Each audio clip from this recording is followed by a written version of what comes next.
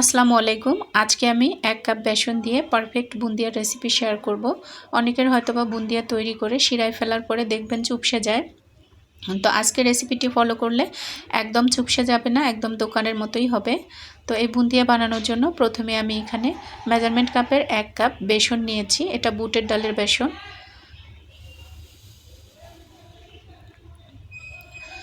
তো এখন আমি একটা হ্যান্ড উইক্স দিয়ে অল্প অল্প করে পানি দিয়ে ব্যাটার তৈরি করে নিব। পানিটা একবারে দেওয়া যাবে না, এটা একদম নর্মাল তাপমাত্রার পানি। তো হ্যান্ড উইক্স রেখে আমি হাত দিয়ে করছি, এতে ভালোভাবে ফেটে নেওয়া যাবে আর একদম স্মুথ হবে। 6-7 মিনিট ধরে কিন্তু এই ব্যাটারটা খুব ভালোভাবে ফেটিয়ে নিতে হবে।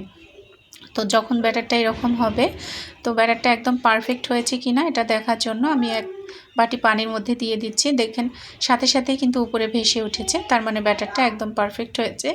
এরপর আমি এখানে কিছুটা পানি দিয়ে দিব। ঘনত্বটা কেমন হবে আমি দেখিয়ে দিচ্ছি। আপনি যদি 1 কাপ বেসন নেন সেক্ষেত্রে কিন্তু 4 ভাগে 3 ভাগ পানি দিতে হবে। তো দেখতে পাচ্ছেন, তো আমি এখানে 2 ভাগ করে নিয়েছি। সামান্য একটু এখানে আমি ফুড কালার ব্যবহার করেছি, এটা দেখার সৌন্দর্যের জন্য। হাতের কাছে না থাকলে স্কিপ করতে পারেন। এখন আমি এখানে একটা জালিযুক্ত চামচ নিয়েছি, এভাবে উপরে ধরতে হবে। এরকম করে রাখলেই কিন্তু সবগুলো একদম পড়ে যাবে, দেখতেই পাচ্ছেন। আর বুন্দিয়া ভাজার ক্ষেত্রে তেলটা কিন্তু অনেক বেশি গরম হতে হবে, তাহলে কিন্তু খুব দ্রুত দেওয়ার সঙ্গে সঙ্গে এক সাইডে চলে যাবে। তো আমি ভাজা হয়েছে, এটা উঠিয়ে নিচ্ছি।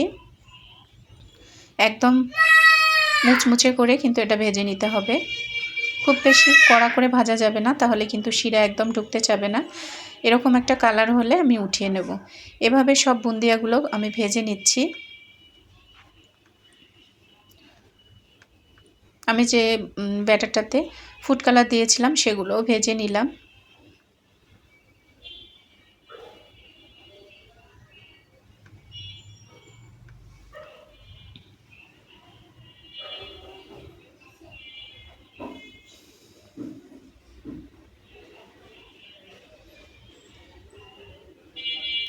দেখতেই পাচ্ছেন দানাগুলো কতটা সুন্দর হয়েছে আর গোল গোল হয়েছে।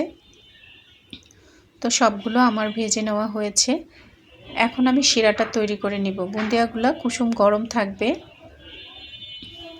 তো শিরা তৈরির জন্য আমি এখানে 1 কাপ চিনি দিয়েছি আর হাফ কাপ পানি দেব। আপনারা চাইলে কিন্তু 1 কাপের একটু বেশি চিনি দিতে পারেন। তো আমি চিনির পরিমাণটা একটু কমিয়ে দিয়েছি।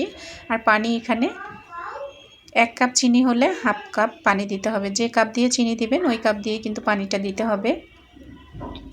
2টা এলাচ দিয়ে দিচ্ছি সুন্দর একটা ফ্লেভারের জন্য।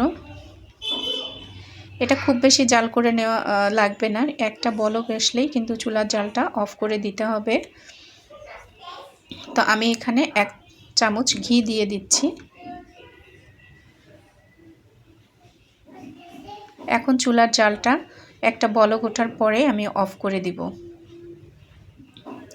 অফ করে দেওয়ার পরে আমি এখানে কিন্তু লেবুর রস দিয়ে দিচ্ছি। লেবুর রসটা দিলে শিরাটা আঠালো হবে না।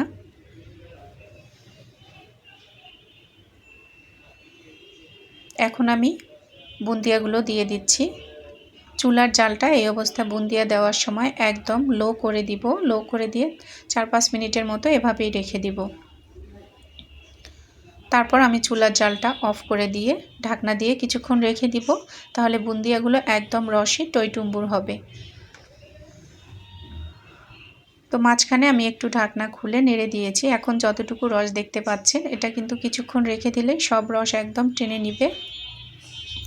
তো এখন ঠান্ডা হয়েছে, আমি দেখাচ্ছি। দেখেন বুন্দিয়াটা একদম রসে টইটুম্বুর হয়েছে আর দেখতে অনেক বেশি ভালো লাগছে।